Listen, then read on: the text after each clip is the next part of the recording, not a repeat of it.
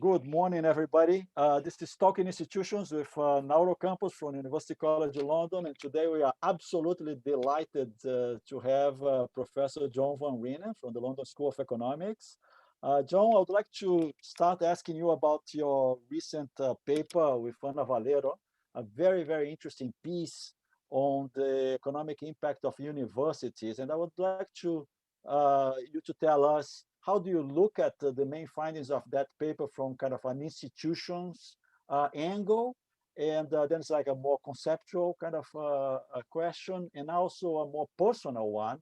If you have any kind of anecdotes of eureka moments in the making of, in the preparation of that paper that you want to share with us.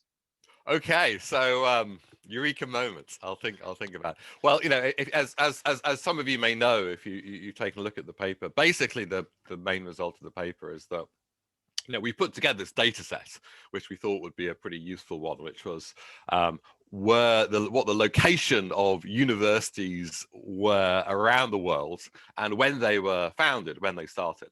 And then we did a very simple kind of bit of correlation analysis, which showed that places where universities started up and as they grew, this was associated with growth of the wealth of that area over the next many decades and years. So basically, there was a strong correlation between the strength, the growth of universities, and then the increase of GDP per capita in the local area. So this was obviously, people have done some of this work across countries, but of course there's many things happening across countries you can't control for.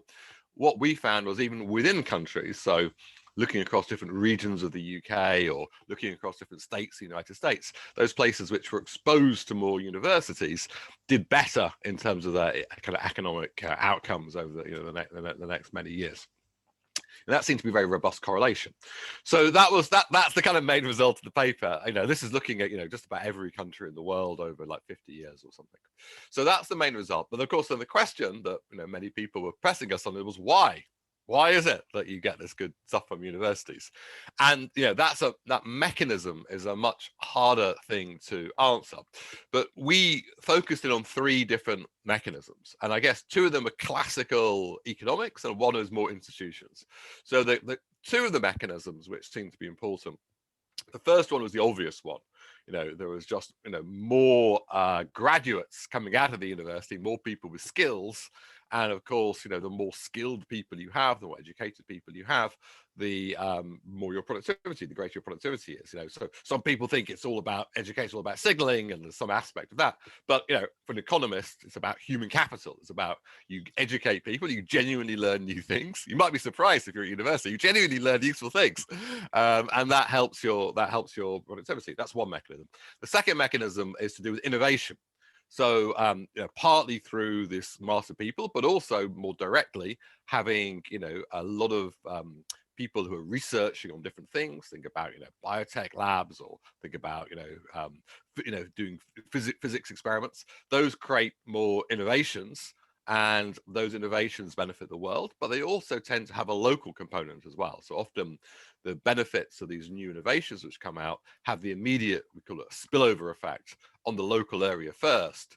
And that also has a benefit. That's two classical mechanisms we find evidence for. The third one, and this wasn't something we were expecting, the eureka moment, which was on institutions. So we also found that places which had strong growth of universities tended to generate more pro-democratic values, as measured by, if you do these various surveys of what people think about democracy, and then if you had more universities, that tended to be associated with more kind of pro-democratic, more attitudes and institutions which were beneficial to that kind of those kind of viewpoints. So we actually think that that's the third less recognized, at least in economics, benefit of universities. The strength of universities can actually strengthen institutions around kind of liberal democracy, and that's obviously We like that, we're talking about institutions, but of course that's, it's harder to prove because, these things don't change so much over time, but that correlation was certainly there. And that certainly, made us think that, this kind of third, more political mechanism of universities might be quite important. Interestingly enough, when we saw this, we started reading some of the sociological literature, and this is a big feature. So Ralph Darendorf, actually, who was, one of the former directors of the London School of Economics, he was very much a proponent of this. And in Germany, he very much pushed the argument that one of the benefits of the big university expansion in Germany was to kind of cement in more pro-democratic values as a way, as a bulwark against, obviously communism in East Germany, but also, thinking about the history of fascism in many parts of Europe. So, it actually linked up very well with what a lot of political scientists and sociologists have been talking about for many years. Very good. I mean, it did a lot of work on innovation policy too. I mean, how do you see the link between the role that universities play in that innovation policy discussion conceptually? And can you say your views, share with us your views in terms of how those thoughts will affect future innovation policy in the UK and in Europe overall? Yeah, well, I've written a lot of things recently on innovations. I mean, my stepping back, if we look at as we're speaking now, it's in, during the time of COVID, during the pandemic, hopefully towards the last part of that as vaccines roll out. But everybody is now thinking about, how do we get back to sustainable growth? And if you look at, what's happened, say, since the global financial crisis, the whole world has entered a period of much slower growth, particularly badly in the United Kingdom. We look at productivity growth in the United Kingdom, it's flatlined basically since the global financial crisis. So we all have to think about how we get back to growth. And in my view, the foundation of growth is around innovation, technology. So, just increasing the number of people, or increasing the kind of, the amount of capital is useful. But really, our history for hundreds of years has been that growth is about new innovation. So how do we get new innovation? That's a challenge. There's lots of mechanisms. You can think of tax policies, you can think of direct subsidy policies, but if you think about what a lot of the policies around innovation are increasing what I call the demand side. So, you give more tax breaks or you give more subsidies. That increases firms' demand to do more innovation because it's cheaper. But what you need to do is also to increase the supply side of innovation. If all you do is, give people subsidies, they do more research, but you haven't got more researchers, then in economics, what that will imply is that wages and salaries of researchers goes up, but you've got a fixed number of researchers, so you don't get any more research. You just get higher wages for people who are doing it. Now, of course, as a researcher, that's fantastic. I like it. But for the country, as a taxpayer's point of view as a whole, that's very inefficient. So, what you want to do is increase the supply side of invention. How do you do that? Well, universities are a key way of doing that by expanding the amount of human capital of people who can do research. You're effectively increasing the supply of potential new inventors. So I think universities have a direct role in just, training a generation of people who are more skilled and potential new inventors. They also do that directly by forming links with local businesses, through having spin outs to partner. Think about the biotech industry. That's a very university-based thing. I used to work at MIT and Stanford, and you walk around the corridors of those places. There's people working on artificial intelligence or engineering. A lot of new companies get spun out of those places. So the spin outs, there's connections with local businesses. That's another kind of important mechanism. And then more broadly, so this creates more innovation. And a lot of policymakers say, well, big deal, okay, you're creating all these innovations, it benefits the world. How does it benefit kind of UK PLC? But there's a lot of evidence that the spillover benefits have a local component. So often people are working universities, they're going to form a firm, but they form them locally. They don't necessarily want to pull the kids out of school and go all the way across the world.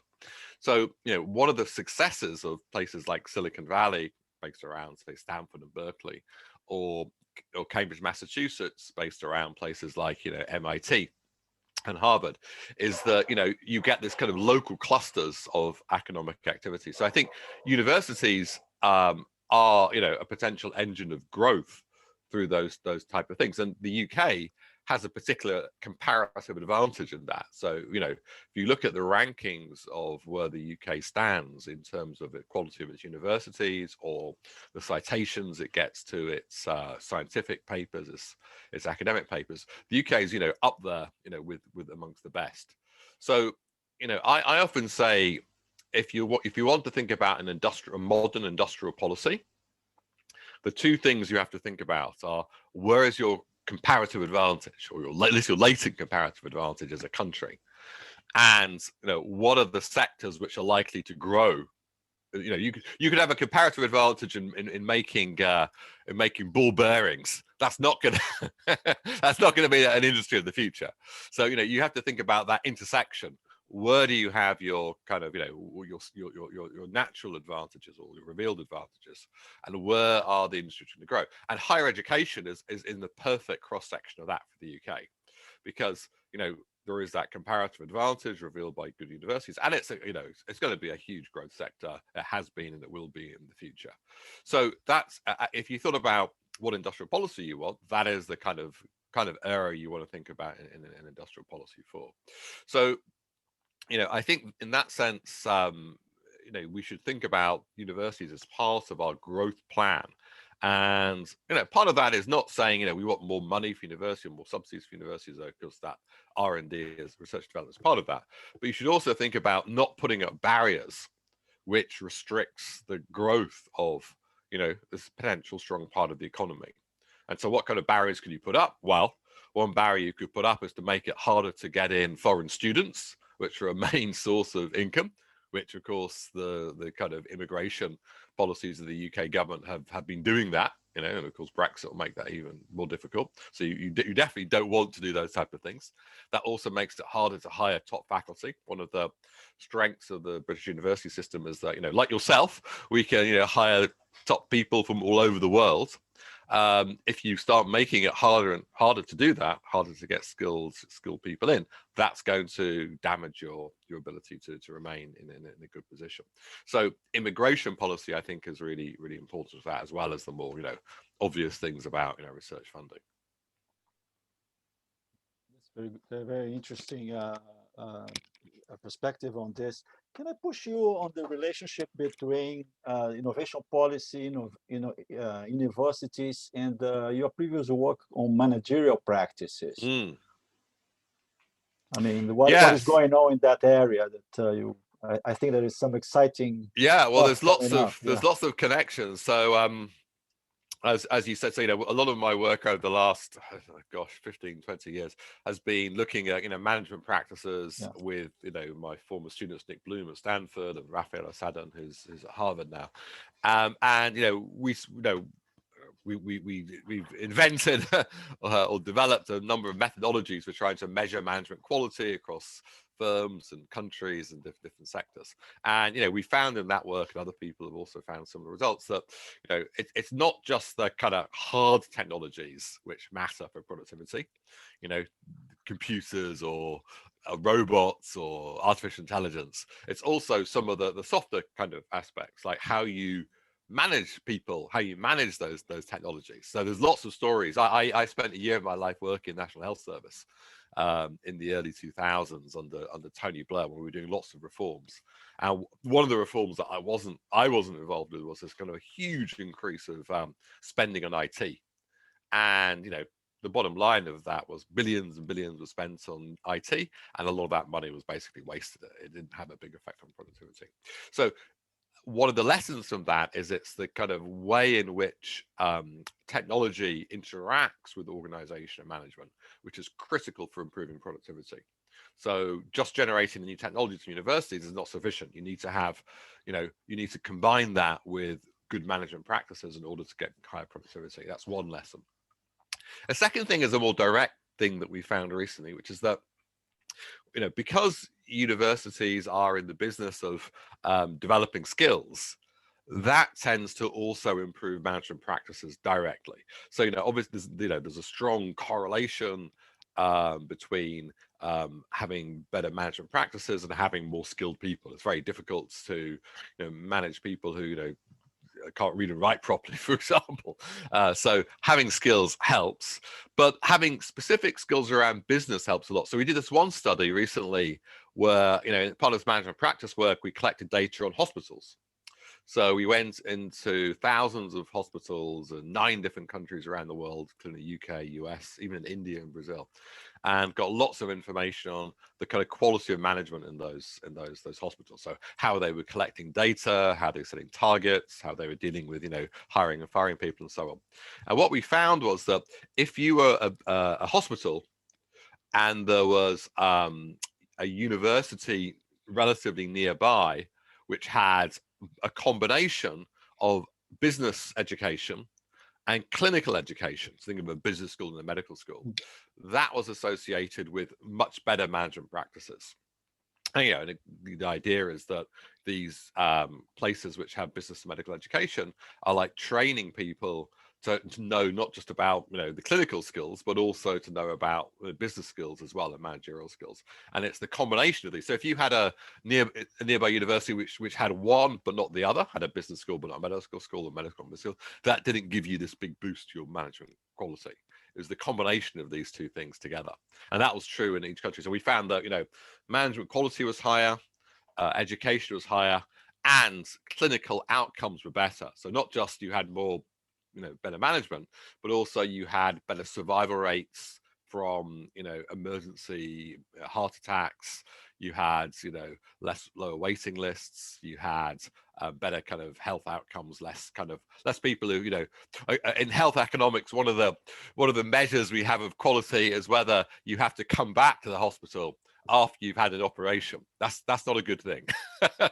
So because something has not gone quite right, possibly. So that's another measure of kind of outcomes. So we also found there were less kind of less need to kind of bring people back. So across a range of outcomes, both the kind of standard performance measures, but also clinical performance measures, it seemed that universities had this role to play in improving managerial quality, and therefore how well patients were when they went to hospitals. This is excellent. Thank you very much, John. I would like to wrap this up asking you for, from where you're sitting, can you identify 2 or 3 kind of main directions for future research with kind of a strong institutional flavor, if possible? Yeah, so I think that one of the big questions, of course, goes back to this thing about how the world's changed and the kind of growth challenges we face, is that the world has moved much more, in my view, into this kind of winner take all or winner take most world. So things are much more dominated now by these kind of superstar firms.